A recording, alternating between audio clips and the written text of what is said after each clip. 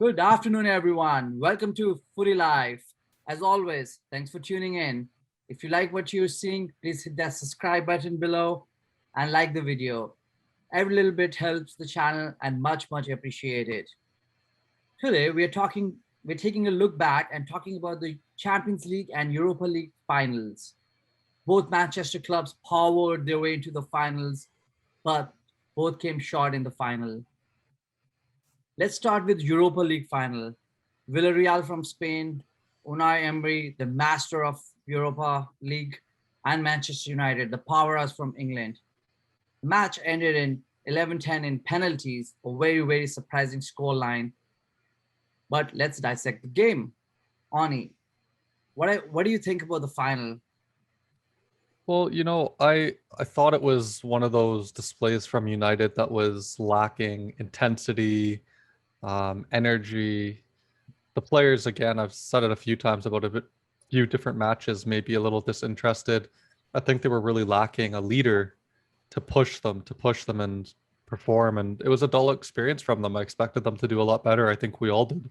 The games leading up to this, United were full force, not scared to press up, created lots of opportunity, and they really lacked that. And I think credit has to be given to Villareal because they came in as the underdog. They've never won a trophy before, and they fought hard until the end. Yes, penalties, and it can go either way on penalties, as we saw going all the way to the 21st shooter. But they didn't give up until the very end, which I think shows a lot about that club and that team and what Unai Emery has done with them. And like you say, yes, he's the master of the Europa League with Sevilla, but now that he's done it with another team, I think it gives him that much more credibility as a great coach. And I have to say, Cavani was United's best player once again. He was the only one that was making those runs, creating space, opportunities, and he came through for them, right? There wasn't much else going on. And I have to say it, Harry Maguire is missed from United right now. He's a focal point. He pushes his team to do better and he demands more from his team. And that was missing. Yeah. Let's talk about Villarreal here. Let's give them credit here. So Villarreal, we talked about on our previous video, the Parejo, the midfield, the defense, like amazing defense. Do you think they had an advantage because of Unai Emery was the coach? He's got experience in the knockout competition. He's gone to 3 finals with Sevilla there. He's the master. And his tactics was spot on. They were so tight between the lines, they defended.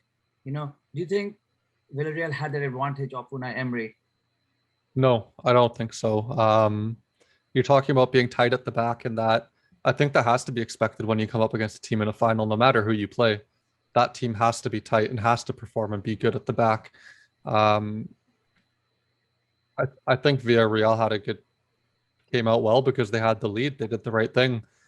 And yes, United got a goal back, but had they not even found that chance through Cavani, they would have won it as it was. So I don't know if Emery planned to be up 1-0, and I know coaches plan for different scenarios, but I don't think that had too much of an effect for them. Perfect. John, what are your thoughts about Villarreal specifically? Yeah, I just want to give credit to Villarreal. They with Unai Emery, they've proven to be a whole new team. I mean, some of the squad players that they have, they're very strong, they're very experienced. Gerard Moreno, scoring his 30th goal this season, uh, you know, probably his most important goal all season. Um, but yeah, it wasn't Man U's day, and it's unfortunate that they had to lose in penalties. But I think Villarreal was the better team here. Yeah, the club's great. I think during Christmas, this club was like at the top 3. I think, if I'm not sure, I could be wrong in the standings. Let's talk about United, Ani. So you had mentioned Cavani was United's best player. Cavani, game after game after. They've gone to Cavani, and we know, there's a lot of players missing in creativity. Where do you think United lacked? I think they lacked the midfield vision and creativity. And I know everyone always says Bruno Fernandes, but here you could see he can't do it every game himself either. And before Cavani came in, everyone looked at Bruno to create, score goals, whatever it was. And then now Cavani comes and takes some of that pressure off of Bruno. But still, you can't always rely just on two players, especially in a final. You need everyone to collectively step up. Yeah, absolutely.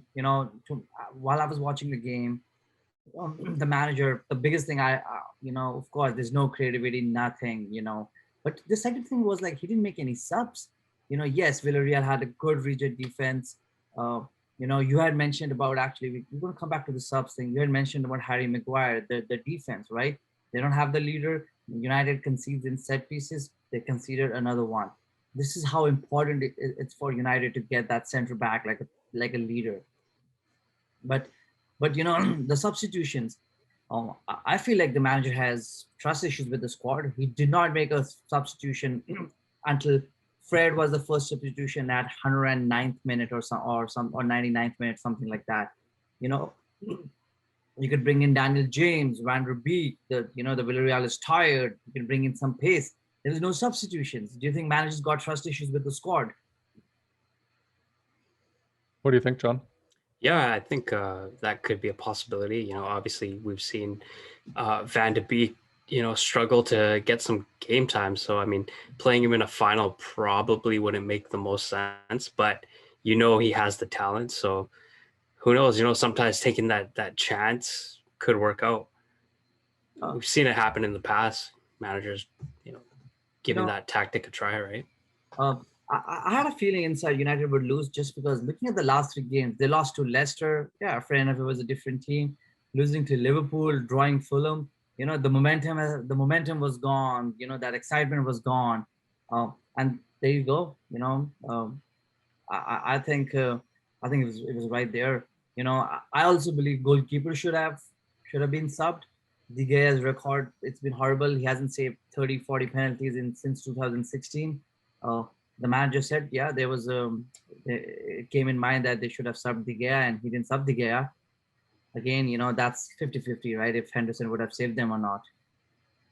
No, that's right. And talking about the penalties, let's talk about Rulli. I mean, that shootout could have ended 10 rounds earlier as well, because he got his hand to about 3 penalties beforehand. And I think the keeper just got unlucky not getting there, not being strong enough on the ground. But he guessed the right way and he got something to them. So I think United were even lucky to have De Gea be there and take that penalty. But I also read an article, I saw something where the goalkeeping staff of United went to De Gea and told him, I forget which player it was, where they like to shoot, and he went the opposite way. He didn't listen to him. No, they gave him the handout. There was a handout they Yep. gave him, and if he would have stuck with the handout, it should have saved, right? I Or also, at least gone the right way. I don't think he went the right way on a single one. I also believe Luke Shaw's penalty would have been saved by Villareal, and they got lucky. As John said it, right? It just wasn't Man U's day. It wasn't United's day. That's right. That is right. But they will be motivated for next season to do better in Champions League, I think. Champions League should Yeah. definitely change it up.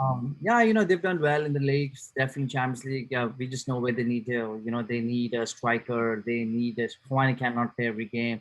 They need that center back. They need a right back. Man, they need some transfer business to be done if they want to compete. I don't think they necessarily need a center back. I think Bailly, Lindelof are actually very good center backs to have. Just like having a center back as a leader, you could even have a midfielder as a leader too. They don't have that vocal. They need that vocal player, either midfield, center back, or as your keeper, and they don't have them in anywhere on the field. So having Maguire, it would be good to have someone else maybe in midfield as a secondary option as well if one of them is injured. Yeah, I think Bailly is not good for Champions League and League. He's definitely, to me, not the top B grade, but they need a good partnership with Maguire. And just look at the England squad now, right? Maguire, there's John Stones, and there's nobody with John Stones. Like Maguire is so crucial for England and for United. Anyways, that's their Villarreal winning the Europa League finals. Moving on to the Champions League final, both English clubs, another English club final. Chelsea on your team, Manchester City. 1-0 Chelsea. We talked about this, whichever team scores first, it might be a tight game. And there it is. Ani, let's start with you here. Chelsea 1, City 0. What do you have in mind? Well, I think it was well deserved, and I don't just say that because they won. I think they put on a performance which deserved it as well. And it's not just the first time that Tuchel's outclassed Pep now. It's 3 times in a span of 6 weeks. So that's every 2 weeks. Imagine that, having that on your calendar to play the champions of England 3 times over a span of 6 weeks. That's a lot of thinking and planning to do. And Tuchel outclassed him. He didn't have a very good record previously against Pep with other clubs, and he's figured it out now. I think Pep's tactics were overthought. I don't know. I think false nine is the way to go for City. They really do play better that way, but I think they had the wrong player in the false nine. I think Kevin De Bruyne should have sat on the top of the midfield, and he could have always shuffled it around after, but he should have started differently with Foden as the false nine, and not De Bruyne. But easy for us to say that since it didn't work, right? So had it worked, we all would have said, "Oh wow, what a great tactician putting him there." So could have been the other way too. What Perfect. really impressed me though, go ahead, Shank, go ahead. Go ahead. Let's talk about City. Yeah, go ahead. What really impressed me though is, which I didn't know this going into the game, Pep was 14 victories, and only 1 loss out of 15 finals he's been in. So this is only the second final he has ever lost. He always, if he loses, it's normally kind of quarters or semis. Once he gets to the final, he does normally get it right. And it just didn't look like it worked out for him.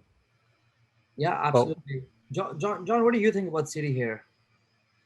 About City, I mean, I don't think they did a horrible job, but I mean, Chelsea definitely came in. They played amazing. They were not scared to push forward, even though we all know how dangerous City can be on the counter. I actually feel, I feel pretty bad for Kevin De Bruyne. Actually, he helped City in a lot of ways the whole Champions League season, and for him to go out that way is just devastating for him. And obviously not to get the victory there. Well, you're right. It is hard, Sean. And what do you think of Aguero as well, though? Then, yeah, I know. Going back to his statement, right? He said he's not going to leave City until they win the Champions League. I don't know if you guys recall that or not, but I do. For his final game, yeah, it's a little bit unfortunate. Too bad he didn't get a little bit more playing time, but I think we all kind of know how Pep feels towards Aguero. That's why he's not there anymore, right? Yeah, man. That's the only person I feel bad about. But Yeah. let's stick with City here. Mhm. Pep started Fernandinho on that CDM holding role, and Rodri out of 49 out of the 50. Yeah. They won everything. Here Pep's here, and there's no holding. He's just gone with 6 midfield, all attacking. Do you think he overthought his tactics? Yeah, I think so. I mean, I think he should have stuck with what got him there in the first place, right? Yeah. I think that's what Thomas Tuchel did. I mean, with against Madrid, he brought in Kai Havertz. He made a huge impact against Madrid. So yeah, I guess he stuck with him, and look where it landed him, right? Yeah. To me, Oni, Gundogan, like he's so good in creativity, and Kevin De Bruyne, they play above in the midfield, and they can do so well. But Gundogan had to come back. He was just coming back in front of the defense, so he was taken out of the game. Kevin De Bruyne from midfield, he's gone up to striker. He's been taken out of the game. So now you've got your empty midfield, and we've talked about this in the last video. The game was won by midfield and of Chelsea's midfield. I think what I do understand Pep's tactics. I do think what he was trying to do. The 2 previous games, he saw how Chelsea plays, was trying to learn Tuchel's style, and he realized that Chelsea can press and play with the ball too. So I think what he tried to do, and I think it just didn't work very well for his players, was to press them so deep in their own end that they wouldn't be able to get out. And that wasn't the case, because Conte put on another masterclass.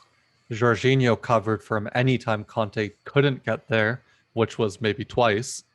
And you just can't calculate a player like Conte. You can't say, okay, we're going to come up against him half the time. No, because you don't know. He could be there every time. He's such a wonderful player, and he's the best in his position right now, that you can't calculate that. You can't really plan for it. So I think what Pep tried to do, he realized, okay, Chelsea can play with the ball and pass it around. So we're just going to try and actually overload them in their own end. And it just didn't work. Perhaps what Pep should have done, like you guys say, stick with what got them to the final. And then if they were struggling, then he could always adjust and overload. So maybe he should have started differently and then changed his tactics halfway through. But it just wasn't meant to be for them. Yeah. Yeah, I agree with you, Ani.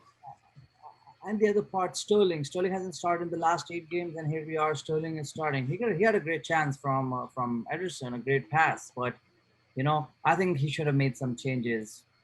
Starting at the beginning of the second half, he should have gone back to his thing. Let's go.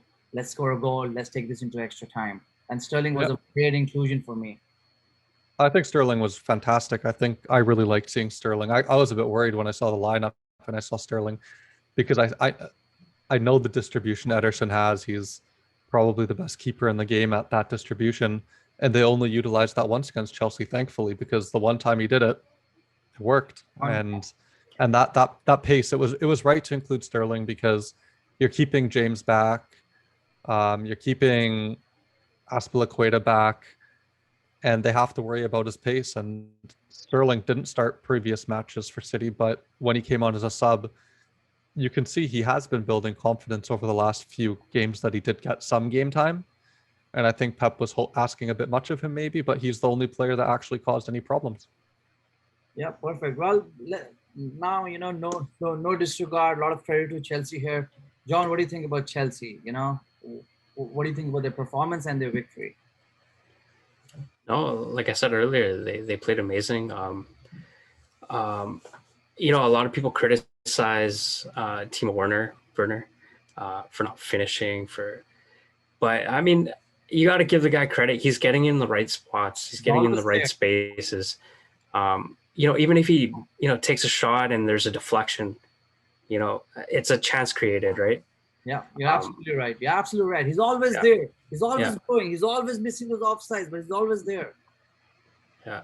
I mean, he could easily miss that tap in, and we've seen that, right? So like 3 chances, I think it was in the first half that he had, and he couldn't execute, but the guy was there, right? Yeah, absolutely. I saw Ani. Ani was jumping off his seat the first half and Werner missed. About the Chelsea and the Werner situation. Yeah, it's like John says, he's always there. He always turns up, which is good. And now I think it's just practicing that finishing, which he used to do so naturally. But we can't forget, without Timo Werner's run, Kai Havertz would have never been available for the pass from Mount, and that chance would have never been created. So Timo took Ruben Diaz completely out of the play by making that run to the side. And then Zinchenko, I don't know what Zinchenko was doing, but by the time he realized where Havertz was going, it was way too late. And it's not the first time we've seen Havertz make a run like that, where he's one-on-one with the keeper. We've seen it a couple times, and well done for putting him as the false 9, because he plays very, very well there, especially with the pacey wingers left and right of him. The most expensive player in Chelsea for 70 million from Bayern Leverkusen. There it is, right? Stamped his authority. First Champions League goal in the final, and second half, that pass to Pulisic. Oh my God, that pass was also done by Havertz, right? Yep. And just to go back to the goal, though, you guys may or may not remember the semi-final against Barcelona with Fernando Torres. I remember He was Chelsea's most expensive player at the time. And the goal is very similar, where he rounds the keeper and then slots it home, and Chelsea advanced then, and in this case, won the Champions League. So definitely some similarities there, which I really like. But let's talk about the referee, which we don't normally talk about. I thought Antonio Lahoz had a perfect match. I thought he did brilliant. There was one call where City was claiming handball in the Chelsea box, and he immediately, you could see him pointing. Oh no, it went off his chest and then hit his arm. There was no time for any reaction. He fully explained it immediately, was confident in his decision, wasn't letting anything affect him, and carried on with the game. And I don't think he made a single mistake, to be honest. You don't see that very often in a final, and there was fans again chanting and screaming, and so well done to the referee. absolutely credit to. That was James Reese's handball, right? I think it was off of Reece James. Yeah. So absolutely, great referee. I didn't see any reds, any yellow, no roughing. It was kind of getting messy when De Bruyne was getting injured, and he controlled the game.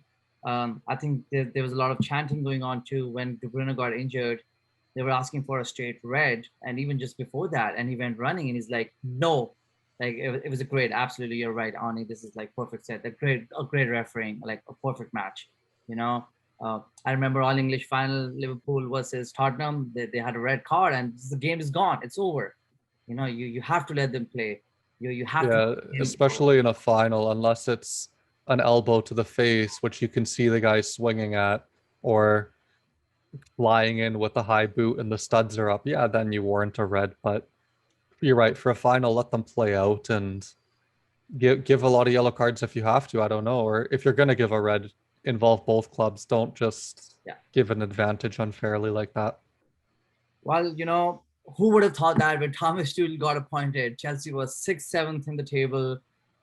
There he was, Lampard sacked the legend, and there you go. Where Chelsea is, Oni, like what are the talks around Chelsea? Where are they going now? You know a manager is going to stay. Where do they need to stack up on transfers? Which position to get somebody? I think what they're looking at is a center back position. I know Rudiger is a little reluctant right now to sign an extension, and I think that's due to his treatment the first half of the season. Lampard wasn't in his corner, and now he's kind of wondering, okay, I'm playing now, but he wants more assurances, and he knows he's played well. Maybe he's looking to go somewhere else. I don't know. Maybe he's looking to get one more big contract, and then I know they were looking at center for a striker as well to compete with Timo, and they were looking at Haaland, but he's going to be too expensive. Then you had Lukaku, but Lukaku came out yesterday or today, I believe it was, and said, no, I have every intention to stay at Inter Milan.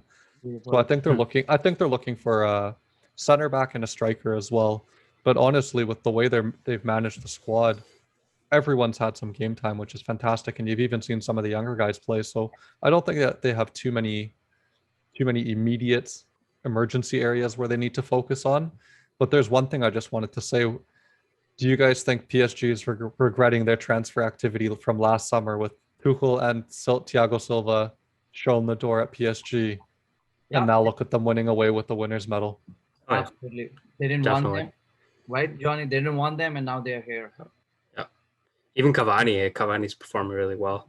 Yeah. Oh They- yeah. Oh, absolutely. Absolutely. They didn't want those managers, and here we are. All three players have performed well. John, talking about City, Kun Aguero, I love this guy.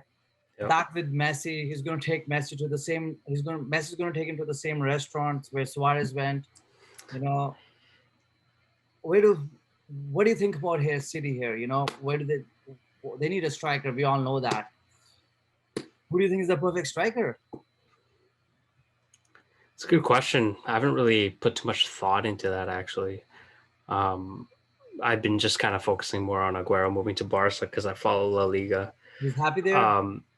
Yeah, I mean, Aguero's looking pretty happy. He's going to be partnered up with Messi, and we'll see how he performs, though. I don't know. I mean, towards the end of the season, Aguero was injured, right? We'll see how it goes, how he plays in Copa America, and the beginning of the next season. Exactly. Well, there's a lot of pressure on Aguero to score more goals than Suarez because Suarez is going to come back next season. But yes, his partnership with Messi, Copa America will last long. Well, there you go. That's a wrap for 2020-21 football season for the Champions League and the Europa League. Now our focus will be on to the Euro 2020 and 2021. Watch for our next videos.